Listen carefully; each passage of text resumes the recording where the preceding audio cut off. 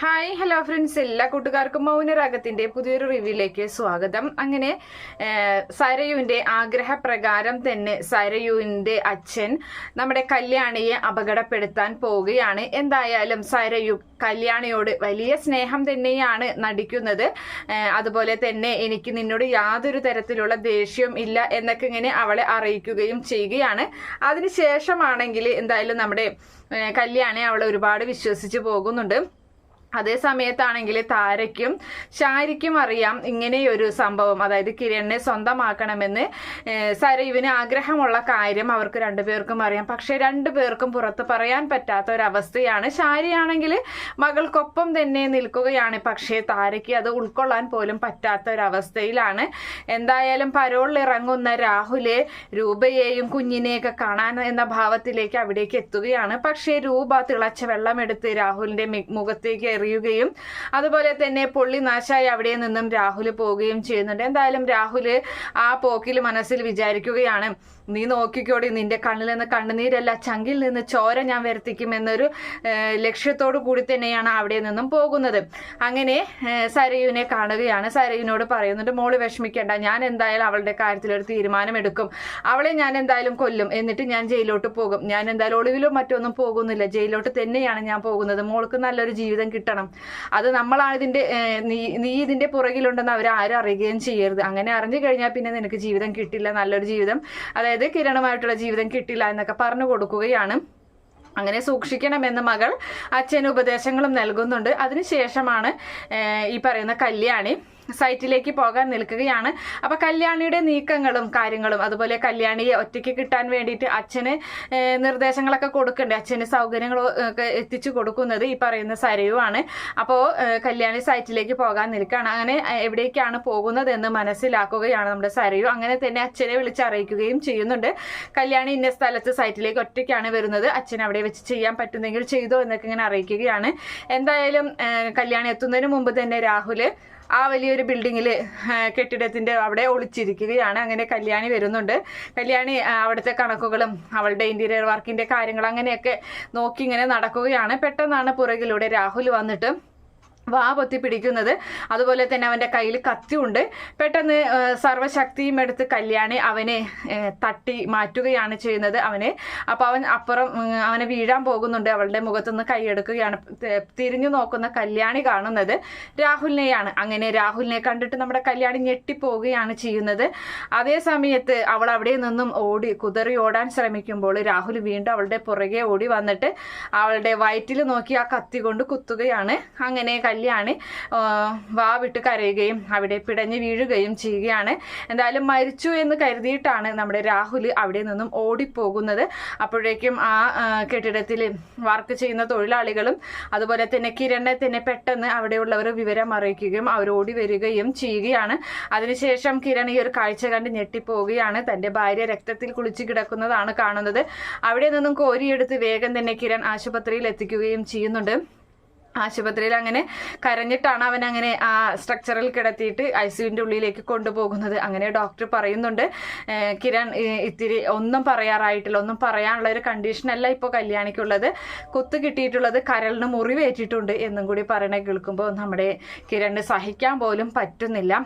അതേ സമയത്ത് അവളെ ഓപ്പറേഷൻ തിയേറ്ററിലൊക്കെ കയറ്റുകയും അതുപോലെ അവൾക്ക് വേണ്ട കാര്യങ്ങളൊക്കെ അവരങ്ങനെ ചെയ്യുകയും ചെയ്യുന്നുണ്ട്. എല്ലാവരോടും വിവരങ്ങളൊക്കെ എന്തായാലും എല്ലാവരും അറിയുകയാണ്. കല്യാണിക്ക് ഇങ്ങനെയുള്ള അപകടം സംഭവിച്ചു എന്ന് രൂപയ്ക്കൊന്നും ഒട്ടും സഹിക്കാൻ പറ്റുന്നില്ല. അപ്പോഴും നമ്മുടെ സരയു അവർക്കൊപ്പം തന്നെ നിന്ന് സങ്കടമൊക്കെ അഭിനയിക്കുന്നുണ്ട്. പക്ഷേ താരയുടെ മുന്നിൽ അവൾക്ക് അങ്ങനെ തന്നെ വരണം, അവള് എൻ്റെ ജീവിതത്തിൽ കരടായി വന്നവളാണ്, എൻ്റെ കിരണിനെ എനിക്ക് നഷ്ടപ്പെടാൻ കാരണം അവളാണ്, ഒരിക്കലും അവള് ജീവനോടെ ഉണ്ടായാൽ എനിക്കൊരു ജീവിതം കിട്ടില്ല എന്നൊക്കെ ഇങ്ങനെ താരയോട് ഇങ്ങനെ പറയുകയാണ്. എന്തായാലും താരയെ ആകെ ദേഷ്യം പൂണ്ട് അങ്ങനെ നിൽക്കുന്നുണ്ട്.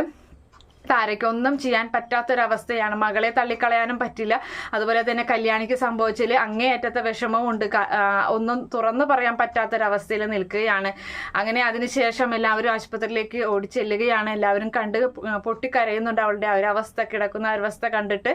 അതുപോലെ തന്നെ ഈ പറയുന്ന നമ്മുടെ പ്രകാശൻ അവിടേക്ക് ഓടിയെത്തുകയാണ്.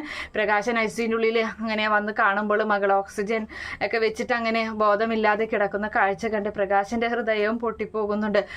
തനിക്ക് ഇതുപോലൊരു അവസ്ഥ, അതായത് ഗംഗപ്രസാദിന്റെ കാമുകിയായിട്ടുള്ള സ്റ്റെഫി ഇതുപോലെ ഒരു ദിവസം ഗുണ്ടകളെ വെച്ച് കുത്തിയായിരുന്നില്ലേ കിരണ് കൊള്ളേണ്ട കുത്ത് ഏറ്റുവാങ്ങിയപ്പോൾ ഇതുപോലെ തന്നെ കരളിന് മുറിവേറ്റതായിരുന്നു.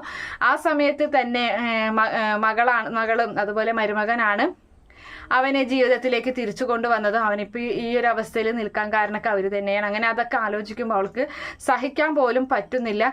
എന്തായാലും ഉടനെ തന്നെ എല്ലാ കാര്യങ്ങളും എല്ലാവരും അറിയുകയാണ്. ഈ രാഹുലാണ്. എന്തായാലും ഗംഗപ്രസാദ് ജീവനോടെ ഇല്ല. ഗംഗപ്രസാദ് എന്തായാലും ഇങ്ങനെ ഒരു കാര്യം ചെയ്യാൻ ജീവനോടെ ഇല്ല. അപ്പോൾ അടുത്തത് രാഹുലാണ്. അപ്പോൾ രാഹുലിനെ തന്നെ നമ്മുടെ കിരൺ സംശയിക്കുകയും അതുപോലെ തന്നെ ബോധം വരുമ്പോൾ കല്യാണി അത് ഉറപ്പിക്കുകയും ചെയ്യുകയാണ്. കല്യാണി കണ്ടിട്ടുണ്ടായിരുന്നല്ലോ. അപ്പോൾ രാഹുലിനെ തല്ലി ചതയ്ക്കുകയാണ് കിരൺ ചെയ്യുന്നത്.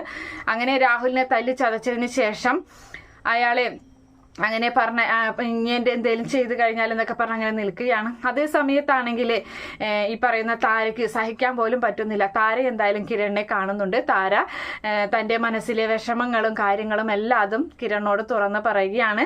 സരയു ബഗാസുരൻ മാത്രമല്ല ഈ കല്യാണിക്ക് കുത്തേൽക്കാനുള്ള കാരണം എൻ്റെ മകൾ സരയുമുണ്ട് അതിന് കാരണം. അപ്പം സരയു എന്ന് ചോദിച്ചിട്ട് കിരൺ ഞെട്ടിപ്പോവുകയാണ്. അതെ, മോനെ ആഗ്രഹിക്കുന്നുണ്ട്, മോനെ ഭർത്താവായി കിട്ടാൻ അവൾ ആഗ്രഹിക്കുന്നുണ്ട്. അങ്ങനെയുള്ള അവള് കല്യാണിയെ ഇല്ലാതാക്കാൻ ശ്രമിച്ചതാണെന്നുള്ള കാര്യം കൂടി പറയണ കേൾക്കുമ്പോൾ കിരണ് വിശ്വസിക്കാൻ പറ്റാത്തൊരവസ്ഥയിൽ നിൽക്കുകയാണ്. എന്തായാലും ഏറ്റവും വലിയ വിഷം തന്നെയാണ് കൂടെയുള്ളത് എന്ന് കിരൺ മനസ്സിലാക്കുകയും ചെയ്യുകയാണ്. താൻ എത്ര വലിയ സഹായങ്ങൾ ചെയ്തു കൊടുത്തിട്ടും അവൾ പണ്ടത്തെ സ്വഭാവങ്ങൾ തിരികെ പുറത്തേക്ക് എടുത്തിരിക്കുകയാണ്. അതുകൊണ്ട് അവളെ സൂക്ഷിക്കണമെന്നും കിരൺ മനസ്സിലാക്കുകയും ചെയ്യുന്നുണ്ട്. അതേ സമയത്ത് ആ ഒരു കാര്യം തൻ്റെ അച്ഛനെ അറിയിക്കുകയാണ്. അപ്പോൾ അച്ഛൻ പറയുന്നുണ്ട്, ചന്ദ്രസേനൻ പറയുകയാണ്, നീ സൂക്ഷിക്കണം മോനെ, അവളൊരു കാര്യം വിചാരിച്ചു കഴിഞ്ഞാൽ അവൾ നടപ്പിലാക്കും. എന്തായാലും നമുക്കവളെ പെട്ടെന്ന് അവളങ്ങനെ അകറ്റി മാറ്റാൻ പറ്റത്തില്ല. അവളുടെ ഉള്ളിലിരിപ്പ് നമുക്ക് മനസ്സിലാക്കണം എന്നൊക്കെ ഇങ്ങനെ പറഞ്ഞ് അതിന് ശേഷമാണെങ്കിൽ ഈ പറയുന്ന രാഹുലിനെ കൊണ്ട് തന്നെ ആരാണ് നിന്നെ കൊണ്ട് ഇത് ചെയ്യിച്ചതെന്ന്, എന്തിനാ ഇത് ചെയ്യിച്ചത് എന്നുള്ള തല്ലി ചതച്ചിട്ട് അവനെ കൊണ്ട് തന്നെ പറയിപ്പിക്കുകയാണ്. അപ്പോൾ തൻ്റെ മകൾക്ക് വേണ്ടിയാണ് ഇങ്ങനെയൊക്കെ ചെയ്തത് എന്ന് അവൻ സമ്മതിക്കുകയും അതുപോലെ തന്നെ രാഹുലിനെ തല്ലി ചതച്ചിട്ട് ഈ പറയുന്ന സരയുവിൻ്റെ വീട്ടിലേക്ക് കൊണ്ടുവരികയും അവളുടെ മുന്നിലേക്ക് ഇട്ടുകൊടുക്കുകയും ചെയ്യുകയാണ് കല്യാണി. എന്നിട്ട് ഈ പറയുന്ന കിരൺ നമ്മുടെ സരയുവിനോട് ചോദിക്കുന്നുണ്ട്, എന്താണ് ഇതിൻ്റെയൊക്കെ അർത്ഥം, നീയും കൂടിയും കൂട്ടുണ്ടായിരുന്നില്ലേ ഇതിലൊക്കെ എന്നിങ്ങനെ ചോദിക്കുന്ന സമയത്ത് അവൾ ഞെട്ടിപ്പോവുകയാണ്. അപ്പോൾ ആ സമയത്ത് നീ ഇത്രയും വലിയൊരു വിഷം വെച്ചിട്ടാണ് ഞങ്ങളുടെ കൂടെ കഴിഞ്ഞിരുന്നതെന്ന് ഞങ്ങൾ അറിഞ്ഞില്ല. നിന്റെ കുഞ്ഞിനെ ഞങ്ങൾ പൊന്നുപോലെയല്ലടി നോക്കുന്നത്, എന്നിട്ടും നീ എൻ്റെ ഭാര്യയെ നീ ഇല്ലാതാക്കാൻ നോക്കിയില്ലേ കല്യാണിയെ, വേറെ എന്തും ഞാൻ സഹിക്കും, പക്ഷെ ഇത് ഞാൻ ഒട്ടും സഹിക്കില്ല എന്ന് പറഞ്ഞിട്ട് അവളുടെയും കരണം നോക്കി പുകയ്ക്കുകയാണ് കിരൺ. അപ്പോൾ അത് അവൾക്ക് ഒട്ടും ഉൾക്കൊള്ളാൻ പറ്റില്ല. കാരണം അത്ര ഇഷ്ടപ്പെടുന്ന ഒരാളാണല്ലോ തൻ്റെ മുഖത്തടിച്ചത്.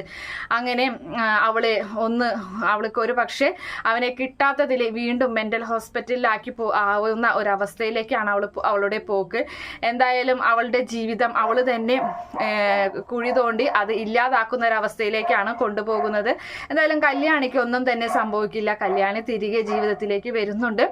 അതുപോലെ ഈ പറയുന്ന CI തെളിവുകളോട് കൂടി ഗംഗപ്രസാദിനെ കൊന്നത് ആരാണെന്ന് യഥാർത്ഥ കൊലയാളിയെ പുറത്തു കൊണ്ടുവരികയും ചെയ്യുന്ന ഭാഗമൊക്കെയാണ് വരാൻ പോകുന്നത്. എന്തായാലും കാത്തിരുന്ന് കാണാം. ഈ റിവ്യൂ ഇഷ്ടപ്പെടുകയാണെങ്കിൽ ഈ ചാനൽ ഒന്ന് സബ്സ്ക്രൈബ് ചെയ്ത് സപ്പോർട്ട് ചെയ്യുക. Okay friends, bye, thank U.